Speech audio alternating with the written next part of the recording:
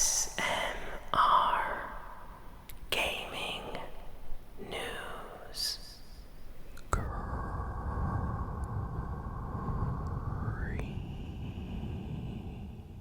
Greetings, everyone, and welcome to ASMR Gaming News. Please hit that like button. Sit back, relax, and let's begin. So, let's jump in with the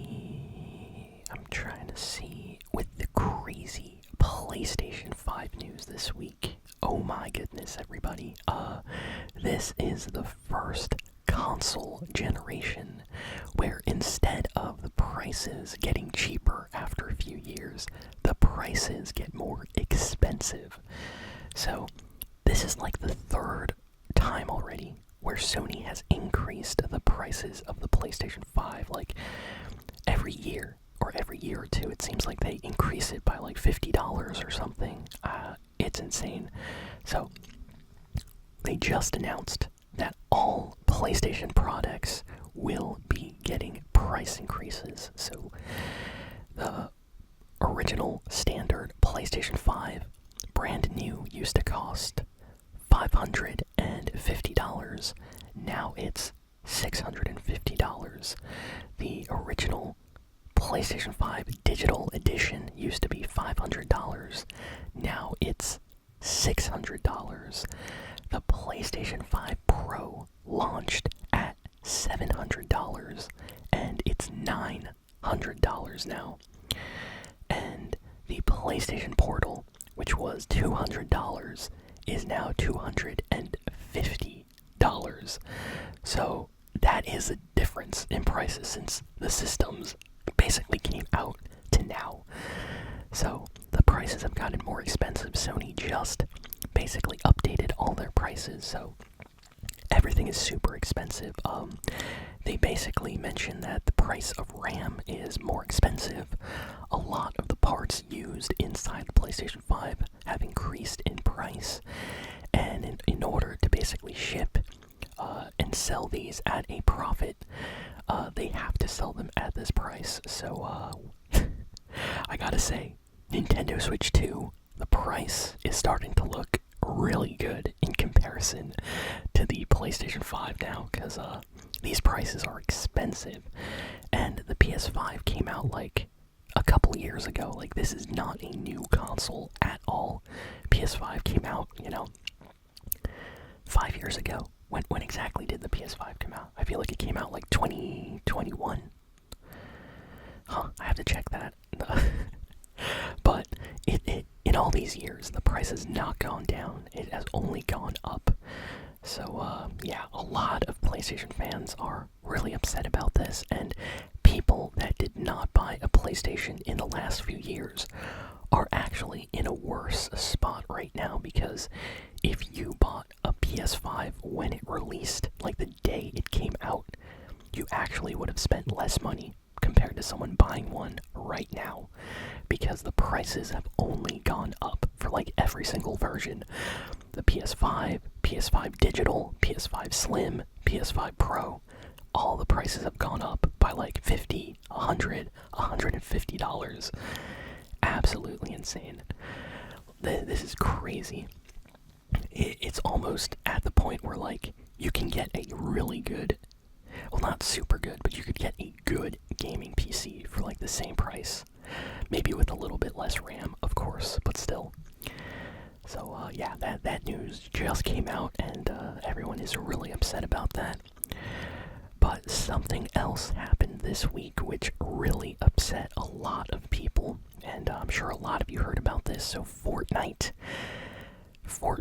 laid off over like 1,000 employees from the company.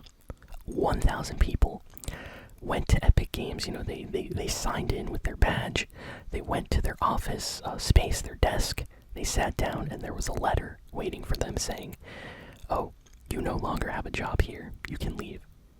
That's how everybody found out, randomly, going to work that morning.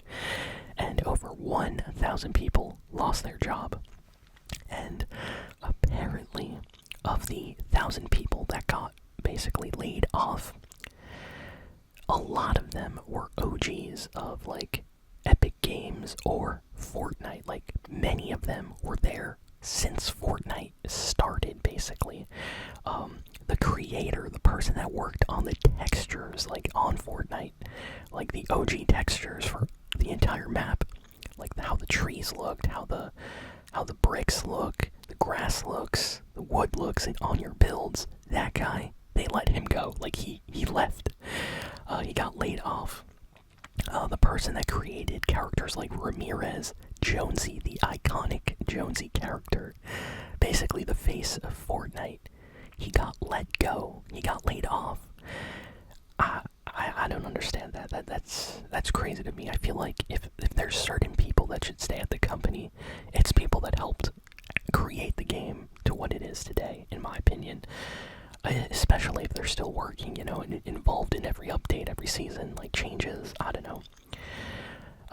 And just a bunch of people, according to one piece of news I saw, the head, like, manager of the entire Fortnite server room, like, this guy is in charge of all the others in the server room.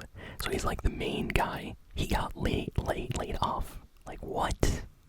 So, we might experience some Fortnite server outages in the near future, because they fired the guy that has been there for the last few years. And I say fired, but technically it's laid off, but I feel like laid off is like a nice way to say you got fired, which it kind of is. Like, finding out randomly one day that you're not working somewhere, that's not a nice feeling. A lot of backlash happened after all of this news came out. Epic Games CEO Tim Sweeney basically stated that the reason why Fortnite did this, or Epic Games did this, is because they spent too much money. So they basically said, we spent too much money, and in order to kind of balance out, their profits, they had to let these people go. So recently, Epic Games did this with the V-Bucks. They increased the kind of price of V-Bucks by lowering the amount that you get, so you spend more for less, almost. And a lot of people got mad about that, and Epic said the reason was because they just spent too much money on all of these collabs, and the game needs to basically earn a lot more than it has been spending. But that's the same excuse that they use again after they fired all these employees from the company. So yeah, Tim Sweeney, CEO, is a little bit in a tough situation right now. A lot of Fortnite creators even are kind of against him on social media. There have been a few that have, kind of defended him and said it's not all based on what he wants or how he feels, but, the whole company and people vote on things and who to let go. But it is not, I don't know.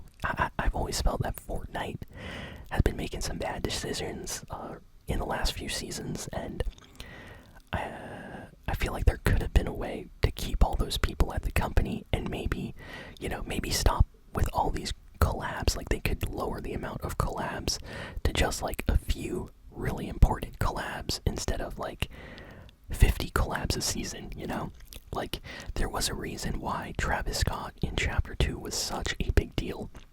He was like one of the only collabs in Chapter 2, besides like the Rick and Morty and Deadpool collab, which people actually cared about.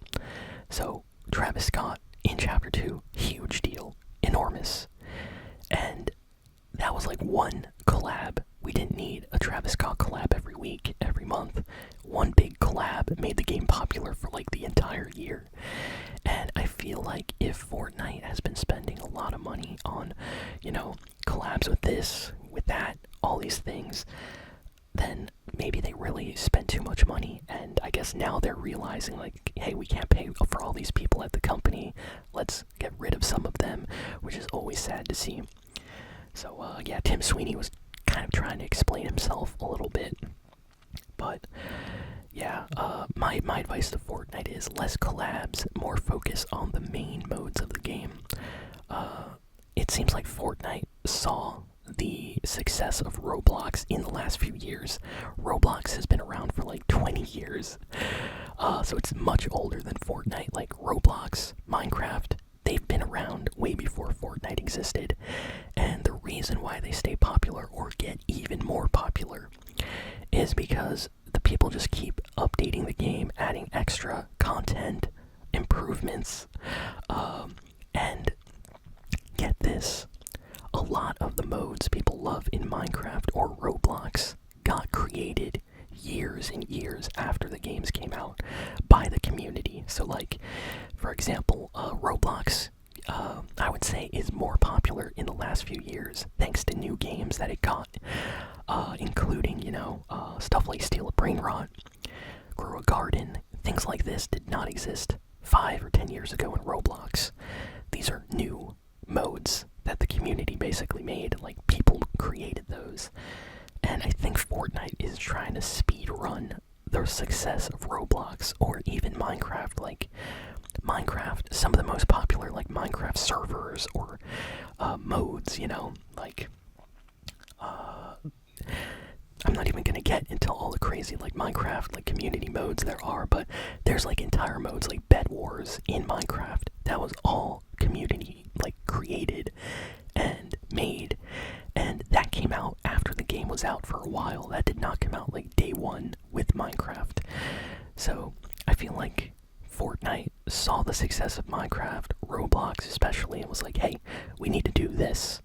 And they don't realize that Fortnite needs to be out for like 15 or 20 years until they might see someone create something like a Grow a Garden on Fortnite. In the sense of, a separate mode not made by Fortnite that is even more popular than the main Fortnite mode. And I also think that it shouldn't be the focus. I think Fortnite should focus on what made the game popular, which is the Battle Royale mode, and kind of supporting that mode, adding new content, just new updates, and focusing on the main map, changes, the story, the lore. All the fans always loved the Fortnite like events, the lore, the story. And if you were to ask a lot of Fortnite players like, hey, do you want to collab in the Lego mode with this or that, a lot of people I think would say like, no, we just want a cool event at the end of this new Fortnite season, or we want a new weapon, or we want UFOs added back. They would always say something in relation to the actual game that they care about. And I think Fortnite kind of forgot about that recently. I think the best thing, honestly, I don't know if they'll do it, I think the best thing Fortnite could do right now is actually hire a lot of their OG people back, including Donald Mustard. I don't know if he would come back, but Donald Mustard coming back could actually do a lot for Fortnite right now. So I don't know. It's a really, really tough situation. Of course, I don't think Fortnite, is gonna shut down next year or next month or anything crazy like that.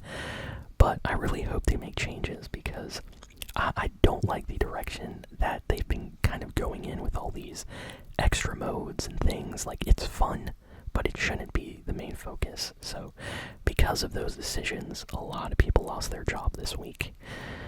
So yeah, let me know in the comments what you all think about that. Now let's head on to more positive news.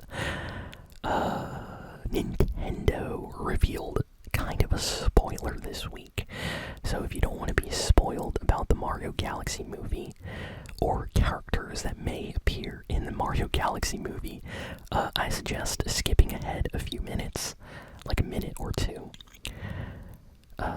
So basically, Nintendo revealed out of the blue, this was random, that Fox McCloud from the Star Fox series is going to be in the Mario Galaxy movie.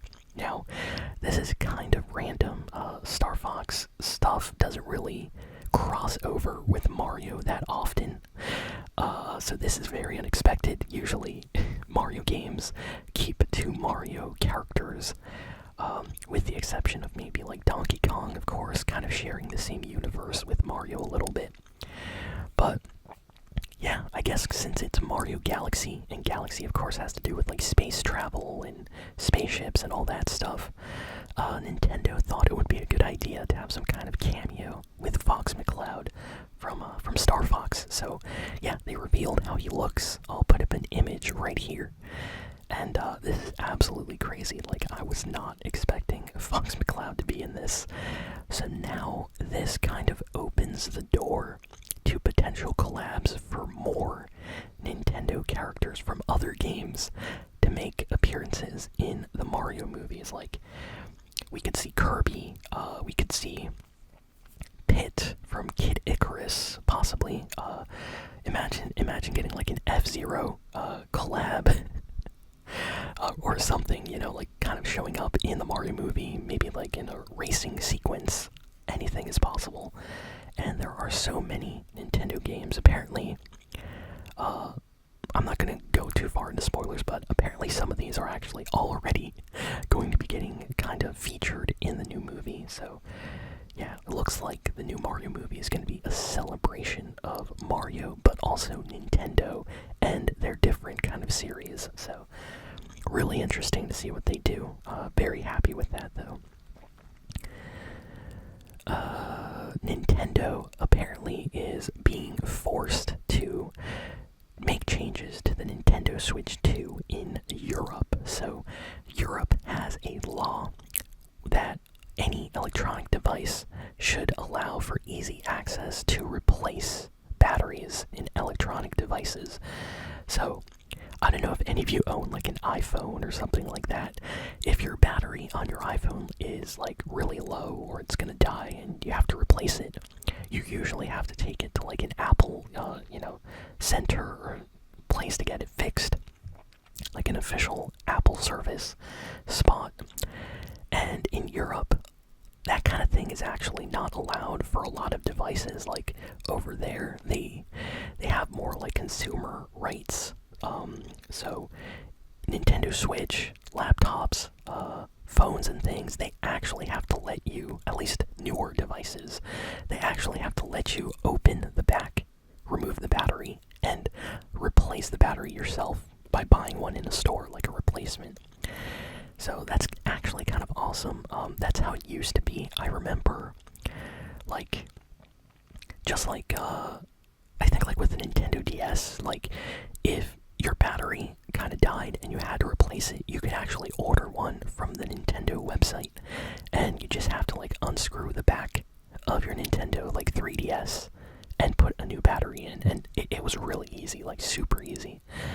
So with the Switch, it's a lot harder because there's no way to unscrew the back without kind of completely opening up the entire system. So Nintendo made it very, very difficult, especially with like the Switch Lite to replace the battery. So it seems like Europe has taken notice and they're like, hey, Nintendo, you're gonna have to start adding replaceable batteries to the Switch 2. So yeah, I kind of hope they start doing that everywhere, because that'll make it a lot easier to replace the battery once it goes bad. PlayStation Network servers were down for a little bit this past week. Everybody was saying this was because the new Fortnite season dropped on the weekend, basically, like right before Marvel Rivals got a new season, right before Crimson Desert came out, and what else came out? There's like one more game that came out, so it was a really big weekend for gaming. We had, Marathon, Marvel Rivals, Fortnite new season, this new Crimson Desert game, and I'm forgetting one other game. But basically, the servers went down for a bit. People were not able to log in and play online games during the weekend. I think it lasted like a few hours between Saturday and Sunday. But yeah, then it got fixed. So very happy about that. It's always the worst when you have like free time on the weekend and you want to play your games and the servers go down. I remember the servers going down on PlayStation 4 like during Christmas one year, and you couldn't even log in to play. So like all your friends were online telling you like, log in, let's play, and you couldn't log in, so no one could play online together. It was funny. What else? else? What other news? Trying to see. Speaking of Crimson Desert, the game has already sold over 3.7 million copies within the first week. So the game launched about a week ago, and it has sold about 3.7 million copies. And I'm sure that number is much higher now, possibly.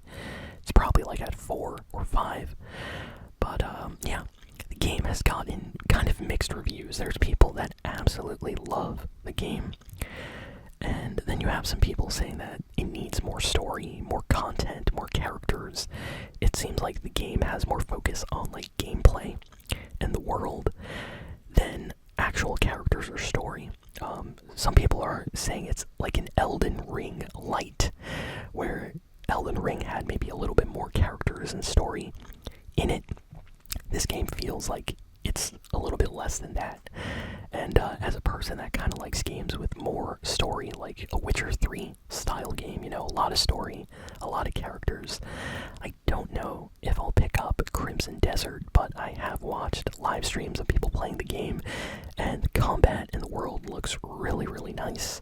So that does look entertaining. So I don't know, I'm still on the fence about this game, but very happy to see that it has been selling well.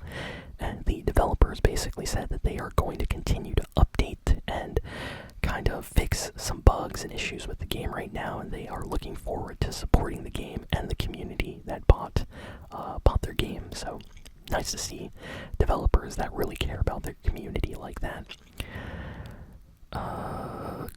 Great news for Minecraft fans. So Minecraft Dungeons 2 is actually happening. So I never thought that we would get a new Minecraft Dungeons game. I bought the original Minecraft Dungeons on PC when it came out. I played it on the channel like no one cared about it. Everybody told me to go play regular Minecraft, which made me a little bit sad because I did like the game. So I played it, you know, offline, like on my own. And it's basically like Diablo, but Minecraft. Like a Minecraft version of Diablo, so, you know, more family friendly, but still awesome, really addictive to play. And yeah, it looks like we are getting a sequel. They just announced this week. So, you know what? I might have to play the sequel on the channel when it comes out, so let me know if any of you have played Minecraft Dungeons. Maybe the second game will do better on the channel when I play it, I don't know. But I did have fun with that first game for a bit. What else? Tomodachi Life has a free demo live right now on the Nintendo Switch eShop. So a lot of people have been downloading that this week. And apparently the demo also has like no censor filters at all. So you can like name your character whatever you want. You can name other characters what you want, and you can make them say like hilarious things. So I saw so many memes over the weekend, like people talking about like just like brain rot terms and TikTok stuff. It was really funny. So yeah, if you like Tomodachi Life, like customizable style games like that, you gotta check out the demo that just released. The game is not out yet, just the demo. A definitive version of Sonic Frontiers has just been rated in Korea. So this means that we are very likely going to get a special kind of definitive version of Sonic Frontiers, probably with all the DLC and extra content, maybe with even more content added, possibly, who knows, sometime later this year. That's usually what happens. So if you are a Sonic fan, be on the lookout for some new announcements very soon. Great news for Marvel Rivals fans that own a Nintendo Switch 2. So, this has been reported and confirmed that the developers for Marvel Rivals are working on a Switch 2 version of the game. That's awesome. All I can say is that is awesome. I would absolutely play Marvel Rivals on my Switch 2. So very happy to see them do this. People have been asking about this for like a year now. So this is great. and we don't know when it's releasing. We just know they are working on it right now. So yeah, I'm sure they're gonna kind of slightly downgrade the graphics a little bit, but hey, as long as it runs at like 60 FPS on the Switch 2, that's perfect. You know, that's what you need from a kind of console handheld version. So very nice. What else? What else? I think. Okay, we have one final piece of news. Capcom has basically secretly announced, because this showed up in a Korean's rating board as well. They are working on a new Devil May Cry 5 edition for the Nintendo Switch 2. So we don't know if this version of Devil May Cry 5 is also coming out for PC and PlayStation and Xbox, but Devil May Cry 5 Devil Hunter Edition has just been rated for the Koreans rating board. In Korea, they have like a ratings board where any game that gets submitted to be sold has to get approved, and this is like public on the website, so you get to see names of the games that show up here. So in the case of this, Capcom didn't announce anything this year, so this info kind of leaked on this website, so that's where everybody got the information from. So yeah, looks like we might be getting a special version of Devil May Cry 5 for the Switch, and maybe for other systems as well. Definitely happy about that, but where's Devil May Cry 6? Like, I'm waiting for a new game. I played Devil May Cry 5 back when it came out, so kind of waiting on a new game now. I hope Capcom makes something soon. I feel like we get a new Resident Evil game like every year, but we have only gotten like one Devil May Cry game in the last few years, so definitely want something new. And yeah, that's kind of all the big and important news for the week. So thank you all for listening, for watching. Please be sure to like, comment, share, and subscribe.